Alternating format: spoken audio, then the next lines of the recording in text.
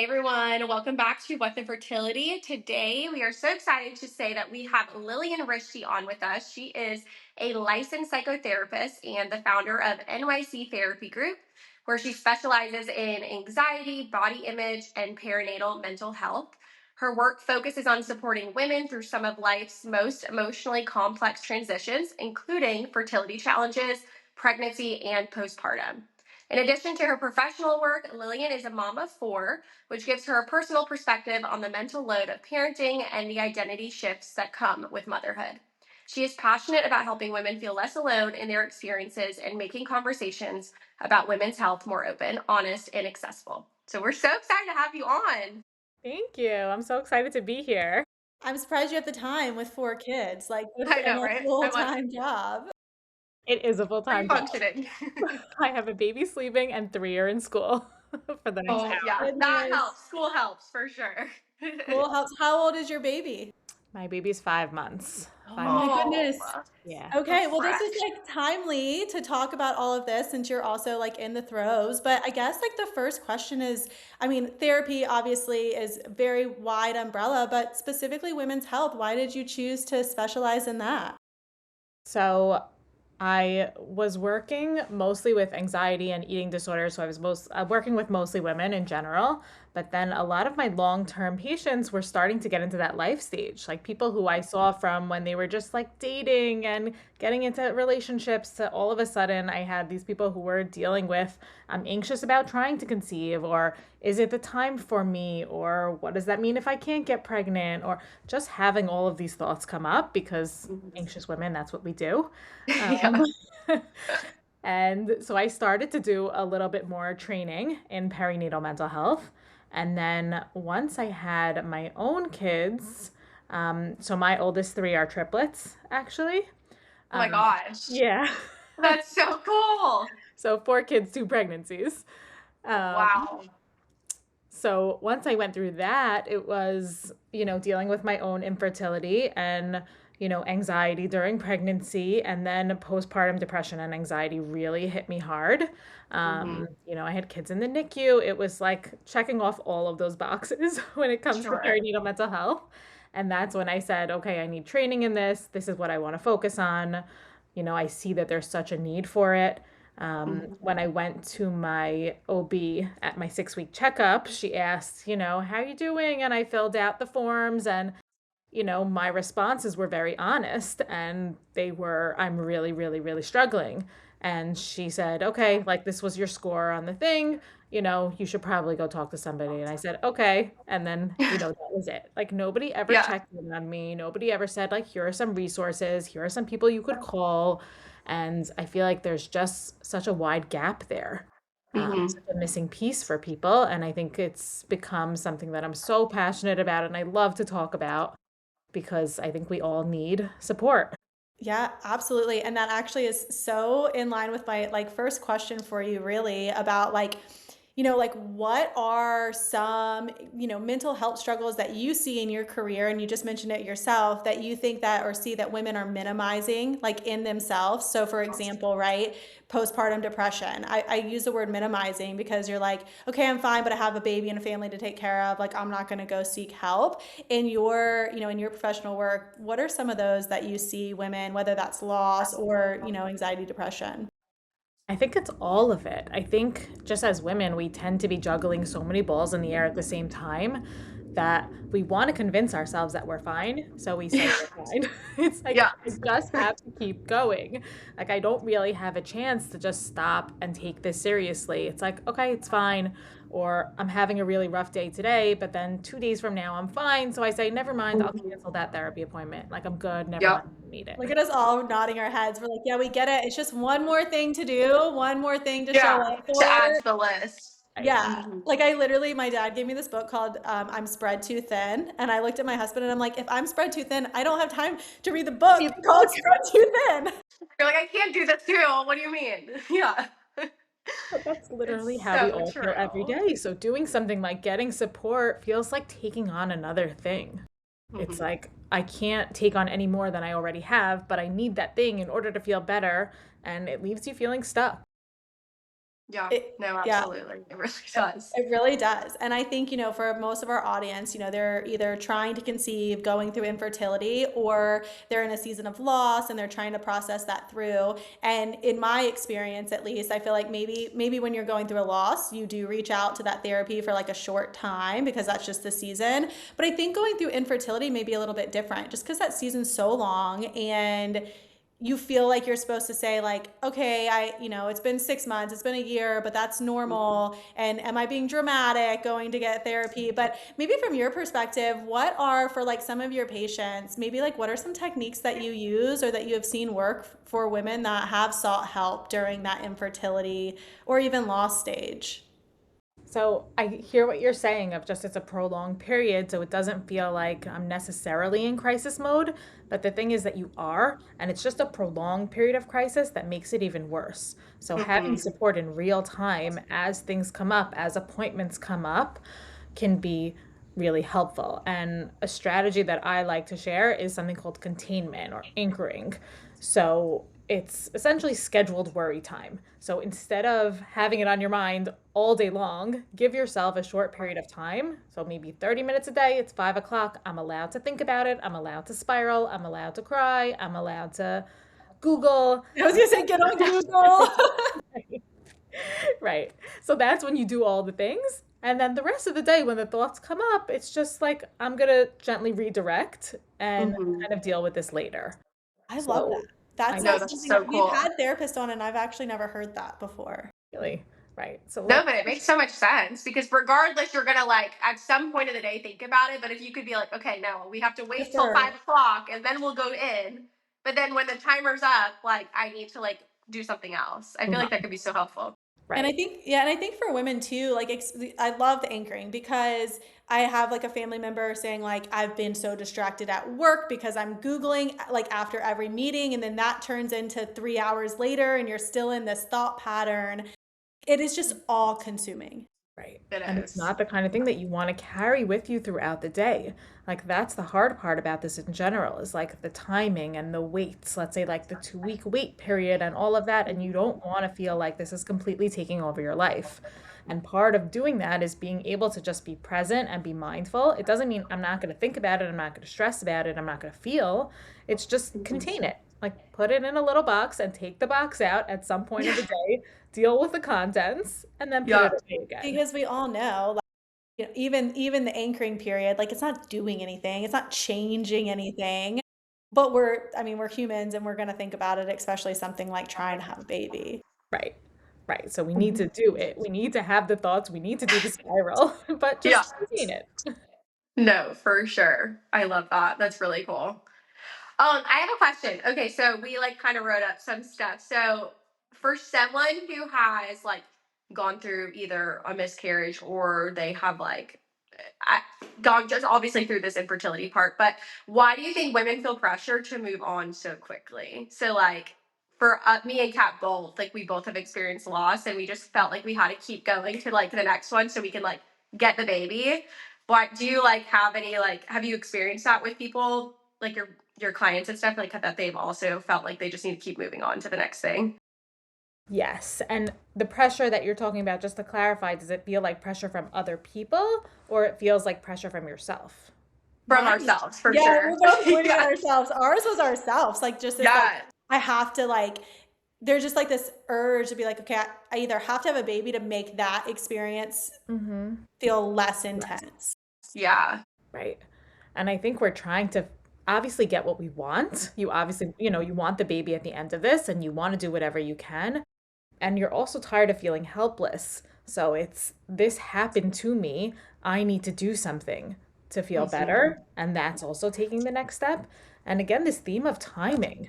Like I speak to people all the time who say, I feel like I want to take a break for a month and not try this month Yeah. or, not go to the doctor and get monitored and take medication.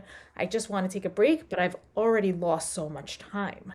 And Hmm. isn't that the uniqueness of infertility and like trying to conceive is like you kind of really are on a timeline. You're not, but you feel like any month it like is a missed chance. And if the months you try are not working, I mean, but I'm glad you bring that up because like in my situation, I was supposed to do IVF for a second time in January of 2020, and I got to the point where I was like, I can't. I cannot physically show up to that doctor's appointment, and I felt like what you're saying. I felt like missed time, less and less, like it's never going to happen. And that was the month that I actually ended up getting pregnant with my daughter. So I think if you can look at it like, okay, it's really not this like missed opportunity. Mm-hmm. Because healing is definitely a part of that. I think too, being Yeah. prepared when you do get pregnant is so much more like beneficial than being in that just state of like distress when you do finally get pregnant. Right. For But I sure. sorry, something tricky is that we often feel like once we're pregnant, we can finally exhale. Like we can finally breathe, and the trauma of everything that we went through is like just gone, disappeared out the window, and now everything is rainbows and butterflies. But Yep. something that I see is that you still carry it with you because it was a prolonged stress. It was prolonged traumatic experience. That's genuinely how I feel about it. And the pregnancy then more likely comes with anxiety. What if something goes wrong? Is this going to last? It took, but then I don't know what that means. And then what happens next? It's not so simple as just I get pregnant and then we're good. Are you No, like in you our are midst? so spot on. Oh my Literally, we were goodness. going to that next because, and Yeah. we both dealt with that, and Yes. I couldn't agree more. I mean, the pregnancy almost then becomes, how am I going to survive in this state of anxiety for 9 months? Like every 100%. second, I remember, like I was like, I don't know if I can even try again after my first because that was the most miserable 9 months of my life. I felt like I couldn't even take a breath. Right. You're holding it But then all it in. doesn't even stop there because then you give birth and then you have a baby and then you're so scared anything if they go to sleep that then like anything. It is wild how much like infertility, and I'm sure people who don't experience this also obviously have postpartum anxiety or depression. So Yeah, I know it's not just for this community, but I think it may be heightened for sure for those Absolutely. who have experienced loss, because I know for me, my son is almost 5 and I still to this day am like, is he okay? Is he breathing? Is he gonna be okay? Is anything gonna happen if he goes to school? Like it just doesn't. There's always like a part of you that still has that. It's wild. Right. It sticks with you and it's so hard to be anxious for so long. Again, Yeah. like the grief that comes with infertility is not just not to say that one is worse or better than the other, but if somebody dies, for example, right. it's Yeah. not ambiguous. It's okay, this was the ending and now we kind of know Mhm. what's next. But with infertility, it's a series of micro losses. It's I took the test and it was negative, or I did this thing and it didn't work, or like you're opening Yeah. yourself up constantly for loss. Yep. Mhm. Doing that for a prolonged period of time, it takes a toll on you. So For that's really sure. was my next question. And I think I get this one asked the most, and you're kind of already answering it. But like, is it normal for women after a loss, and honestly, even after infertility, to feel disconnected from that pregnancy?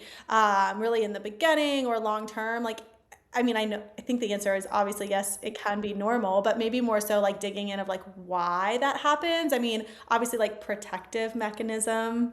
Right. I think we feel the need to protect ourselves, and it's almost like you set yourself up for disappointment in certain ways. But we have to realize, and I think an important, just even coping skill is recognizing that you can feel hopeful and kind of not ready for loss, but being able to deal with it at the same time. It doesn't have to be either I'm so hopeful and I'm so excited about this, or I'm dreading the worst at every possible moment. It could be a little bit of both. It could be I'm hopeful that things are going to work out this time, but I also Mhm. recognize that I will be able to handle it if it doesn't. It's going to be miserable, it's going to be horrible, but I can handle it. Yeah, like I can get through it. Right. And I What think type that of feeling of being technique? disconnected from your body is you're in your head so often Yeah. because you're not like grounded, you're not anchored, like we said. I'm in my head all the time and I'm not actually feeling anything. So it helps also to just connect to your body in other ways. Like it sounds Mhm. silly, but even just like a breathing thing or stretching or movement or something that makes you feel a little bit more in tune with what's going on in your body, as opposed to just constantly being in your head and not knowing what's going on. No, I love that so much. And I think by the time this episode airs, I'm hoping, I'm actually pregnant. And so I am like, I need to hear this so badly because I'm still in my first trimester. So I just like feel like I'm so disconnected this time in this pregnancy. Like I literally was just telling Kat, I was like, I just still haven't even like accepted that I'm pregnant. Like I just feel like it's like this weird, crazy dream that I'm in, and I'm just like waiting to wake up from it. So like I feel that so deeply that I just like it's just like not my body. I don't know. It's just so disconnected. It's so weird. And I didn't feel this necessarily with my son as much, even though I did went through loss and infertility prior to him. But I think it was like I just was so excited and like I just like felt like it was gonna maybe work. But this time around is like I'm waiting for the other shoe to drop. So So yeah, you think the I needed to hear disconnection that. is coming from a place of fear? Do you think it's coming from I have another kid at home and that's preoccupying my mind? Is it Yeah, I think I'm most like we've had a few scares and I was like have been in the ER and stuff. And so I my whole concern was him, like because he's so excited to have like a baby in the family and be a big brother. And so I think my not that I obviously I would be devastated, yes, but I think it's more because now I have someone else, like a child yeah, to worry about, like his and he's like gets it. He's almost 5. Like he is like he would understand what he's like losing. And so I think that's where my fear really is stemming from is like I don't want to like I don't want his little heart to be broken. And so that's like it's just like a weird different layer that you never thought that's a you would weird have to layer. like worry about. Yeah. Right. So I don't know. But everything you said, it just really like I needed that. So thank you.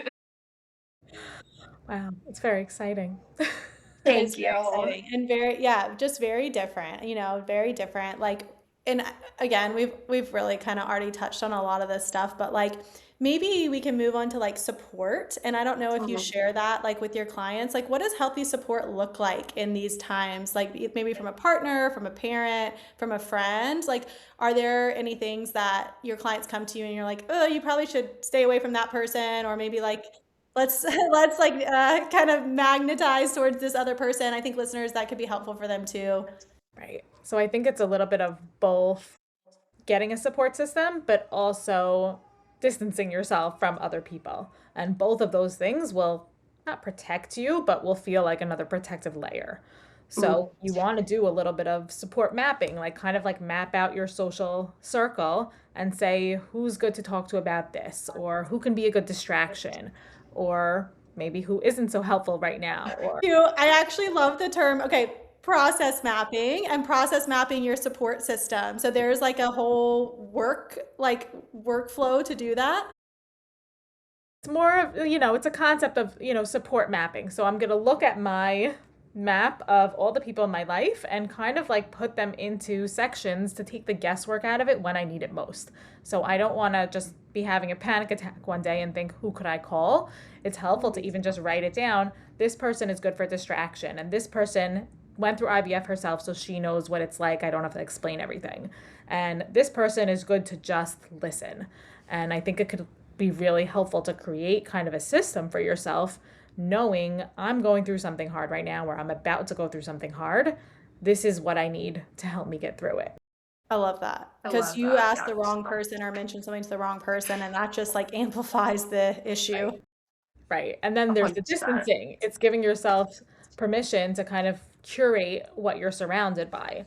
So, stop following certain accounts on social media, or maybe don't hang out with certain friends so much if it doesn't feel good. Like, you're allowed to Mhm. create that distance. And I think it's not selfish, it's something that's so misunderstood. Like, if I choose not to go to a baby shower when I'm going through fertility treatments, it's not necessarily Not selfish. personal. It's Yeah. It's this just is like, what I need right now, and I need to protect my peace. But if you are going to do those things, because sometimes, you kind of have to, let's say it's my sister in law's baby shower and I need to go to it, but I'm struggling, I think you also want to prepare yourself for those moments. So, Mhm. how am I likely to feel? How am I likely to feel after? What will help me feel better?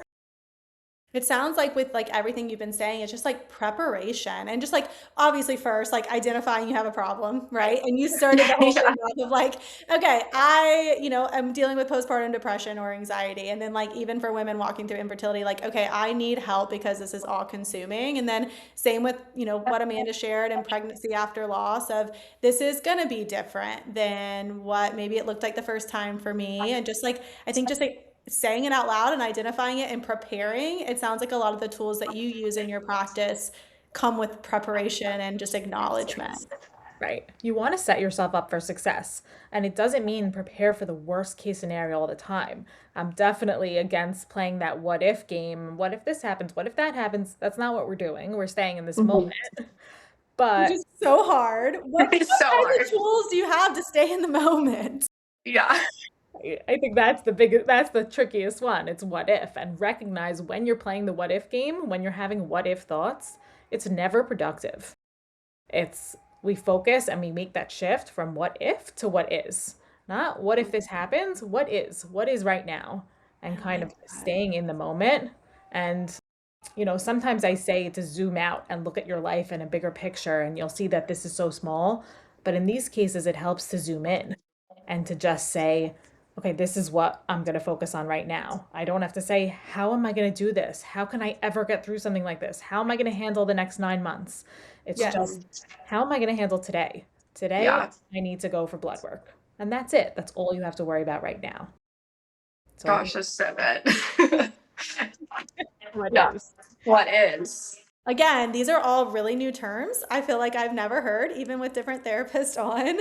I know that's really good. I think I don't want to say like moving into like, okay, now I feel like we've gone through infertility, we've talked about pregnancy after loss just a little bit, but then like, and again, we've all said it, that the anxiety and the fear and the need for therapy and the need for talk therapy continues after, especially with postpartum depression and anxiety. But in your practice, have you seen like a pattern or like a theme or in your education? Like, why is it that moms struggle so much with just like never feeling like they're doing enough and like always feeling like they should be doing more, which stems, I think, from that anxiety and that depression piece? Right. I But think yeah, like again, the mom guilt. Yeah. right. That's what I was gonna say. The Hmm. mom guilt. We feel Yeah. guilty for everything. It's never enough. You sign your kid up for three things and someone else did four. Yeah. Shoot, am I depriving my Or child? someone else did one and you're like, okay, wait, maybe I should only do one. Yeah. Right. Is it too much for them? You can't win. You Yeah. can't win either way. And I think it's coming from a place of caring. It's coming from a place of wanting to do things right and loving your child. It's not coming from a place of doing things something wrong. So I think that's an important distinction to make. Sometimes we think if we feel guilty, it is a signal to you that something is off, that something is wrong. Mm. So I steal something and I feel guilty about it. That is a signal to me that I'm doing something wrong. But that's not necessarily always the case. So with mom guilt, it's just wired into us. It's Yeah. us protecting our child. It's us trying to have control. It's us caring. It's us loving. It's not, I feel this way, so I must be doing something wrong. I love that. Gosh, that is so good. I was gonna ask, so like I know you kind of mentioned it earlier, but I was just gonna say, so like while you're in the motherhood, like in motherhood and in the thick of it, like grief and gratitude can like coexist then for Yes. sure. That is Yeah. huge. And, I'm so grateful for my children. This is what I've dreamed of my whole life. But then there are days where most days, I would say, counting down the minutes till bedtime. Yeah. Doesn't Yeah. mean I love them any less. A It hundred just also percent. means I need a break. And Yeah. Yeah. people think you And that's okay. Like I think that's again, that goes back to the mom guilt of like feeling that way. But like you're allowed to have time for yourself, which is gonna make you a better mom too at the end of the day. Do you Yeah. see like clients of yours and do you see them struggling like if they've gone through infertility or if it was like a really hard journey for them to get their kid that's almost even like harder Yeah. because I feel like for me I always felt like everybody was watching how I mothered, right? Like and if one little thing came out of my mouth they'd be like, "Oh, you're so ungrateful for 5 years all you talked about All was you can't wanted wait was to be a this. mom." Yeah. Right. And now look at you, 100%. I wonder though, did anyone ever say that to you, or is that just what you were It has to Projecting. be probably what I was just Right. projecting. Yeah, I don't think anyone would probably ever say that, right? Especially a Like you mother, asked for because this. I would hope yeah, Yeah. not. especially a Right. mother, because I mean, I guarantee you there's not one mom out there who hasn't counted down the seconds till bedtime. Right. Right. Exactly. And it makes you feel so much worse. Like you're already having a hard time with motherhood, but then it makes you feel so much worse if you're beating yourself up that you're not grateful. Yeah. When that's Mm-hmm. not true at all. Counting down till bedtime doesn't make you not grateful. Just makes you Yeah. human. Yeah. Yeah, we can only do so much. Right. Yeah. It's like the thing like I'll sleep when I'm dead or something, then it's like, okay, well, like I have to sleep. Right. Yeah. That's not going to work for me. I need to sleep tonight. Yeah. Yeah. Yeah. Tonight. Oh my gosh. It's so true. But I I Yeah. think love that though. women who do What's deal with one infertility, thing, let's say like one of our listeners came to you for the first time and they're struggling with infertility. What's kind of like what does it look like to work with you? And again, I know you're in New York City, so you mostly just practice in New York. Do you do any virtuals? I do. I practice in New York, New Jersey, Florida, and Connecticut. Okay. Well, we have a lot of those listeners. And do you do virtuals? Are you in the city? How does that look? I'm fully virtual in a post-COVID world. I used to be, fully in the city. I had a full-time office, but in 2020, I made the shift to virtual and never went back. And it's actually something that's really helpful for mothers specifically because you've got a baby and you're on a timeline and the baby's napping next to you during a session and it might wake up, it's And it's another convenient. deter to like say like I don't want to get in the car. I don't want to put the baby in the car. It's during nap time. I don't want to drive. I have anxiety to drive with the baby in the Right. car. So Yeah. Yeah. That's a good one. Right. okay, so if one of our listeners booked a session with you, what does that kind of look like for you? Like that first session, and maybe speak from like a term of like no, this person has like never even been to therapy in their life before. Right. So the first session or two is usually kind of an intake session where you're getting a general background on everything. So I'm going to ask your whole history, any history of an anxiety or depression or anything you've been through, traumatic experiences, what your life looks like, who your support systems are, what your work is like, who your friends are. I need a full picture before we really dive in. And then in the second or third session, we kind of go from there. And some of it is also kind of like explaining what therapy is like for somebody who's never done it. Can I you think, explain that to us? Because I've done therapy twice and unfortunately I never stuck with it because maybe I just my expectations weren't like aligned at the beginning, but I always felt like my last session I went to finally process all of my miscarriages and the whole time we talked about like my flight anxiety. So I just like feel like I never got a like legit match, but yeah, I would love to hear it myself, right. I selfishly. know. And I'm actually a licensed therapist, so I love hearing, but I'm not practicing. But Right. I like love hearing it because like I think it could be so different too when you are a therapist and then trying to like go in as like a client too. Fine. Like it's Right. yeah. Right. And I've But met a yeah, we'd love therapist to who hear needs a therapist. it. Yeah, oh for sure. Some of the expectations I tell people is that you're not going to walk away from every session feeling like, wow, that was life changing. That was everything. I feel like a different person. Sometimes you will. And that is the best feeling and the best moment, for me, even as a therapist, to see somebody, have that Click. breakthrough Yeah. or walk away feeling much lighter. But other sessions will feel like a waste of time. It's like, why did I do, why did I spend the money to talk about what's going on with me this week? Yeah. It wasn't worth it. And then other sessions will also make you feel worse. You walk away feeling heavier, or you want to cry, or you want to use one of your coping skills that are not so healthy. Like, I'm going to go have a drink after that, Yeah. or I'm Well, it's going kind of like cleaning out your closet, right? It gets right. worse before it gets better. Exactly. Exactly. And it's more about the process and giving it a certain amount of time and seeing if you feel better overall, if things have changed for you overall. And I am somewhat solution focused in my therapy. So it's not just let's talk about your week. It's let's have goals going into it. Like, what are you hoping to get out of this? I think that's really important. And obviously, different things come up every week, but you want to be able to check in on those goals every now and then and say, like, are we still focusing on what you wanted to focus on here? Because we don't want to forget about it because life got in the way. Right. 100%. I love that. I wish I would have had that. That sounds so good. I know. The other thing is that the match has to be a good one. So, Hmm. all the studies show that the highest indicator of whether or not the therapy will be quote unquote successful is whether or not it's a good fit for you. So you have to feel like this therapist gets where I'm coming from. She's not judging me and I can actually say anything, even if it's Mhm. embarrassing. It just has to be the right fit. Otherwise, I could do every technique in the book on you and we won't get anywhere if you're not Right. open and comfortable. I love that.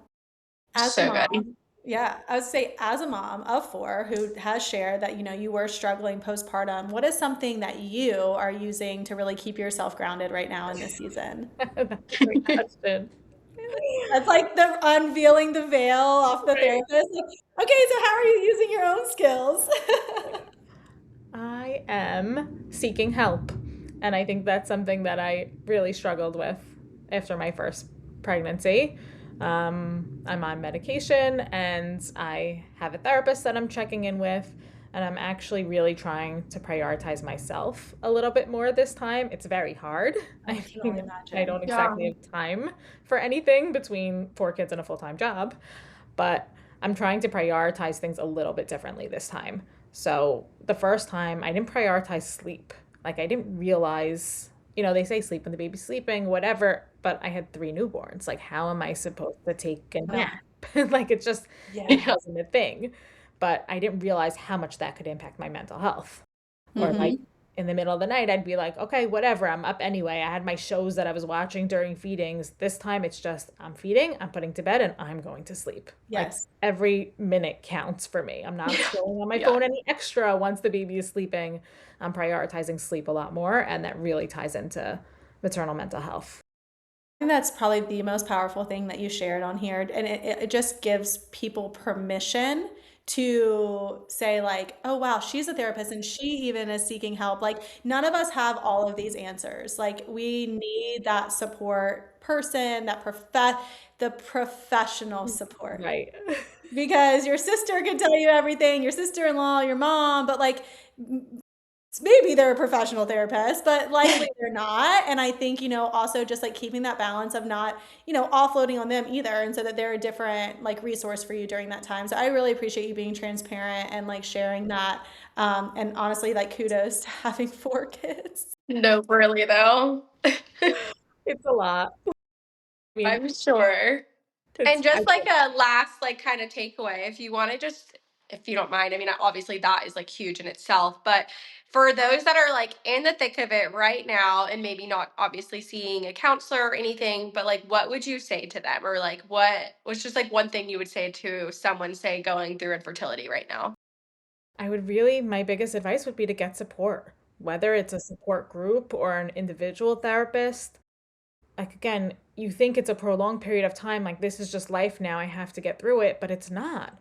Like, this genuinely is a traumatic experience for many people, and it builds and it builds and it builds and it builds, and it's something that you should have support through in real time. So, for it doesn't mean you need to talk about every appointment, but for every step of the process, you want to have someone. And similar to what I was saying about like myself, the first time I didn't know, and I'm a therapist, I didn't know that I should have had support when now it was so obvious. It was I have a high risk pregnancy.